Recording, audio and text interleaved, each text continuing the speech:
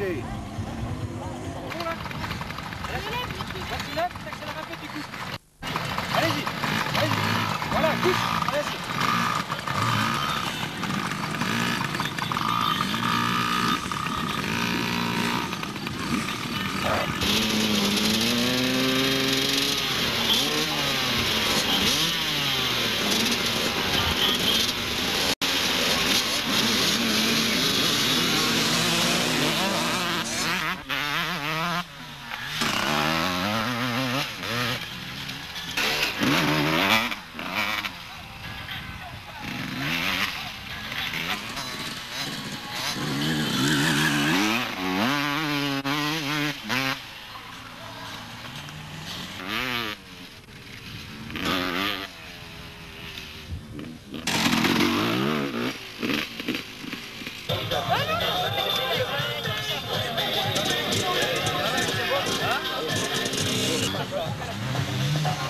Tes mains sur le guidon.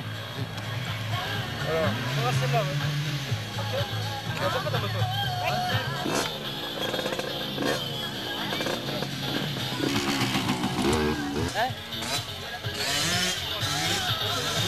Je suis éducateur à la Fédération française de moto et donc mon but c'est d'expliquer aux jeunes comment faire de la moto.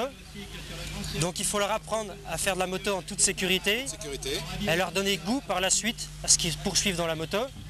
Donc il faut savoir que quand ils freinent du point de vue frein avant ou du frein arrière, il faut leur montrer comment réagit la moto, à ce qu'ils n'aient pas peur pour faire de la moto, en sachant que quand ils touchent une manette sur une moto, eh ben, celle-ci réagit en fonction de ce qu'il donne. C'est pas un engin comme par exemple un cheval qui lui se dirige comme il veut.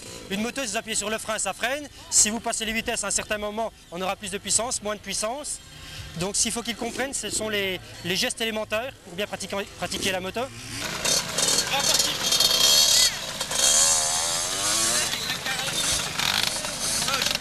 Attends. C'est qui là?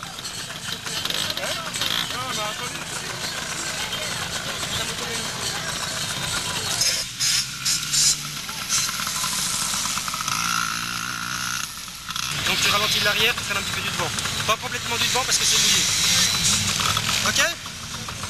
Et à plus tu prends de la vitesse, à plus tu montes tes vitesses. Et tu fais attention sur la piste. Il y a des gens qui sont en train de gauche pour rentrer dedans. Autrement, tu as un commissaire là-bas. Quand il te présente le drapeau vert, le passage est libre. Quand il te présente le drapeau jaune, tu dois ralentir. S'il y a quelqu'un qui est tombé. Eh, oh, pas quitter. C'est là, ouais.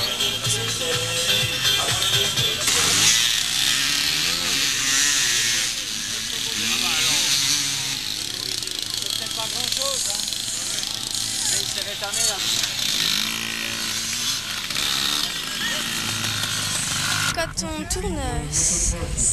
Quand on tourne, ça fait bizarre, on a l'impression qu'on va tomber. Quand on accélère à ce moment-là, hein, on a l'impression qu'on Ouais, mais faut se laisser aller. avec la moto.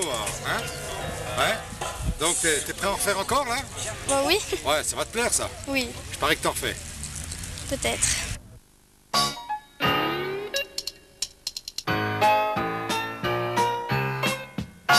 J'accélère. T'accélères comment? Comme ça. Comme ça? Ouais, d'accord. Puis quand tu veux freiner, tu fais comment alors? Hein? Je baisse la poignée puis je presse un peu sur dessus. Ah, d'accord, ouais. Non, parce que moi, j'y connais rien, moi. Puis celle-là, à quoi ça sert, celle-là? C'est le frein avant, je crois. C'est le frein avant, faut pas se servir des freins avant, alors? Non. Hein? Et puis alors, le démarreur, c'est où, là? Ouais, c'est là. Bon, maintenant, tu mets ton casque, hein? Voilà. Et on file bien. Voilà.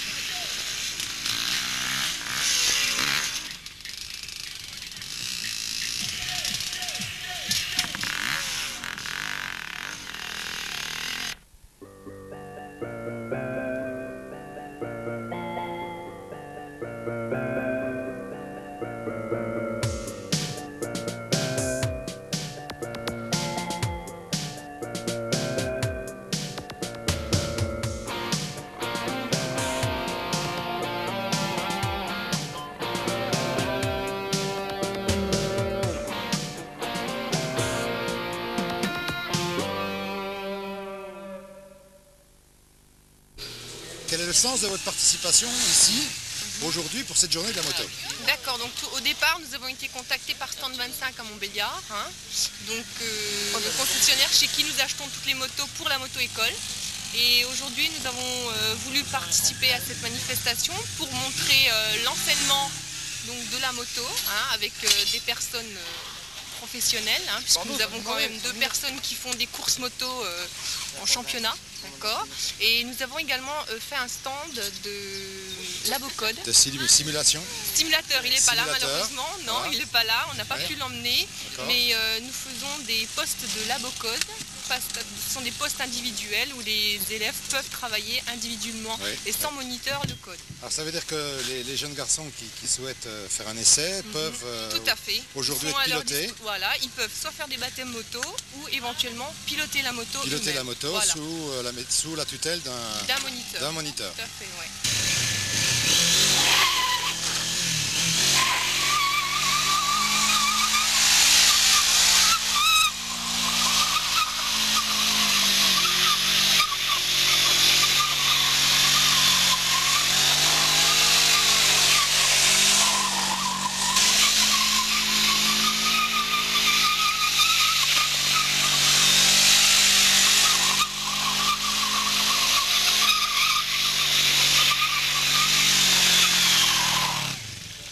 En fait, la découverte de la moto pour les gens qui n'ont jamais fait ou qui ont eu envie un jour monter sur une moto mais qui n'ont pas eu l'occasion ou les moyens.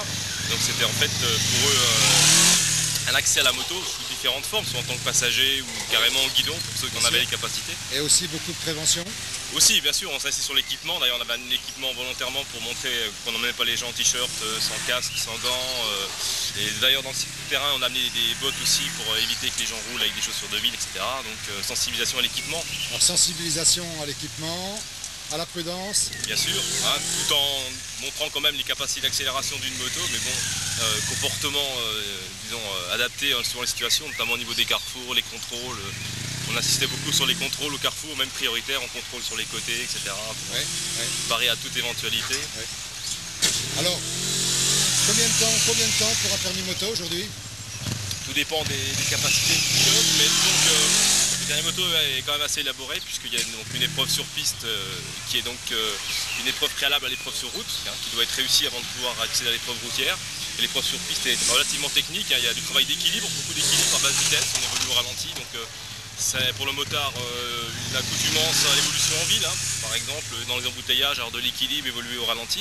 Voilà. Une partie plus dynamique avec des exercices de freinage, savoir freiner face à un obstacle, ce qu'on appelle freinage d'urgence. J'allais dire la maîtrise totale. Voilà, et également donc l'évitement d'obstacles, savoir éviter un obstacle, style portière de voiture qui s'ouvre, le comportement à adopter dans ce pareil cas. Et puis le contrôle de la moto en virage, savoir incliner une moto pour prendre un virage. Alors pour quelqu'un qui n'est pas trop doué, pour moi, combien de temps un permis? Disons à peu près entre 20 et 30 heures.